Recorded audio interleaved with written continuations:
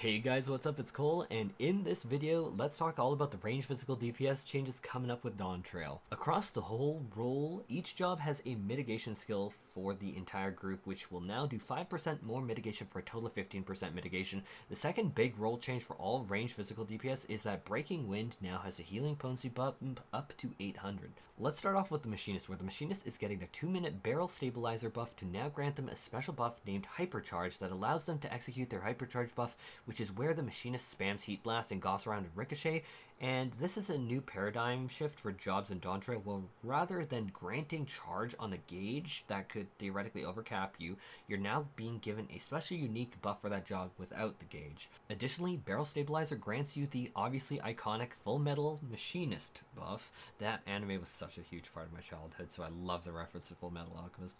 And this Full Metal Machinist buff allows you to cast the on GCD weapon skill Full Metal Field, which is also guaranteed to critical direct hit, and that is going to do an absolutely monstrous level of damage. A new Machinist addition is the skill Blazing Shot that is going to be a Heat Blast upgrade in doing a bit more damage and still functioning basically the same. Now the two abilities Double Check and Checkmate are just the upgrades to the Gauss Round and Ricochet abilities. However, it is worth noting that now both do AoE damage, and so now they're both going to be good in like dungeon pulls now. Machinist is getting another capstone ability called Excavator, where after you cast Chainsaw, you then get a unique buff called Excavator Ready and then can throw out Excavator after using Chainsaw. What is really neat is that every minute Chainsaw is going to give 20 battery gauge, and now this Excavator skill that follows up is going to also give 20 battery gauge, and so that ultimately means that we are getting an absolute ton of battery gauge every minute just from these two skills. And so if you like summoning Bob to do something, well, prepare for a lot more of that. For the Machinist in general, I personally like the changes. They are definitely a linear progression of the Machinist from its Endwalker state, and as a Machinist enjoyer, I definitely like that we are diving even deeper into the toolkit.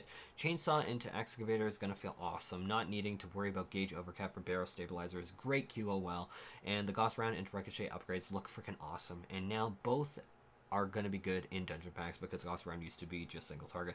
I just think that this is a solid win, and also Full Metal Field is absurd looking. Like, it's so badass, honestly. I say Machinist definitely won. I think that it's so good. Next up is the Bard, and the Bard's gotten a decent bit of a rework. So the first thing is that the entire Straight Shot Ready and Shadow Bite Ready system has been replaced with the Hawk's Eye system, streamlining the two systems. Hawk's Eye is going to be a buff that you get from a bunch of skills like your single target and your AoE spam skills that you're going to spam into Oblivion and back, as well as both damage over time effects can potentially give you a Hawk's Eye buff.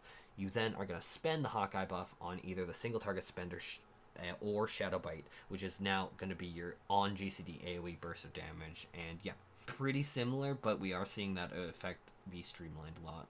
We have the 2-minute cooldown Barrage that is still around and has had some minor changes where once you cast Barrage, you can now use Refulgent Arrow and Shadow Bite skills. And the Refulgent Arrow is going to hit 3 times still, and Shadow Bite will get a small potency bump to 270. This isn't new. But what is new with Barrage is that it is going to give you the ability Resonant Arrow Ready, which is a big on GCD weapon skill that deals 600 potency and does AoE damage. So this is an on GCD cast that you stuff into your burst windows. The next change is that Bloodletter is now being upgraded to Heartbreak Shot, which really functions the exact same as before. But it's a new coat of paint to look cooler, and I think that was kind of the motivation behind it. Radiant Finale is now getting a combo action after it, which is really Bard's really big capstone ability.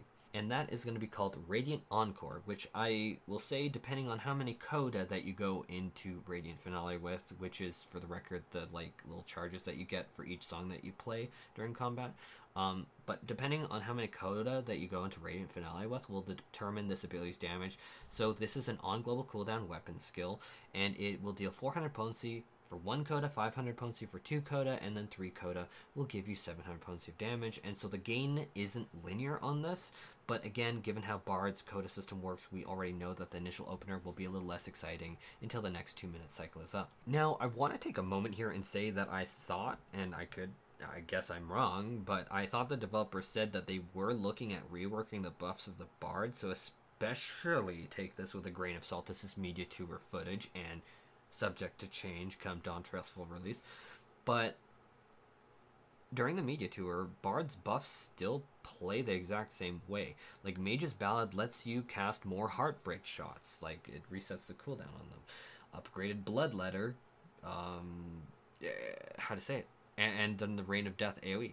Army's Paeon is going to be an attack speed buff, and then the Wanderer's Minuet allows you to store charges for pitch perfect bursts. And this is just impacting your damage side of the kit. Like, obviously you have the party buffs still.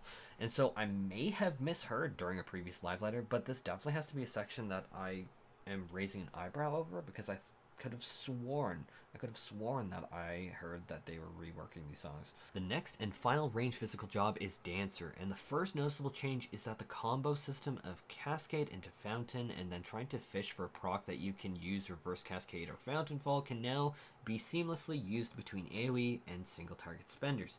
So really you have no problem weaving in between AoE and single target builders to spenders. Next up is that you get the new weapon skill, which is on the GCD, which is called the Last Dance, which deals a hilarious 420 damage in an AoE was fall off for extra targets. So sadly the extra targets don't get to experience 420. So to cast the Last Dance, you need to be Last Dance ready. Last Dance ready is obtained when you execute standard finish, and so the Last Dance is a little bit more burst damage after that. Basically that is the entire point of the Last Dance. Aside from having like the most dramatic flare name ever. My god, the Last Dance. Flourish is getting an upgrade where now Flourish is going to give you finishing move ready. And finishing move ready simply changes standard step ability to become finishing move. Finishing move is essentially an upgraded standard finish. The things are, though, now you don't need to worry about the 2 dance steps that you need to normally do for standard step, and you are guaranteed a tiny bit more damage. Relative to how big that number is, it's a tiny bit more damage, but it's a bit more damage. And to be clear, finishing move also grants Last Dance ready, so you're still going to be able to throw that out. Now the big capstone ability of the Dancer is called Dance of the Dawn, which does a fantastic 1000 potency of damage in AoE. And if I tried to boil down the explanation of it, is if you have played Dancer already, you're familiar with the Saber Dance ability that we already have had for years. Saber Dance is an Esprit Gauge spender that does big damage on the GCD. This big Dance of the Dawn skill is just the same thing, but even bigger damage.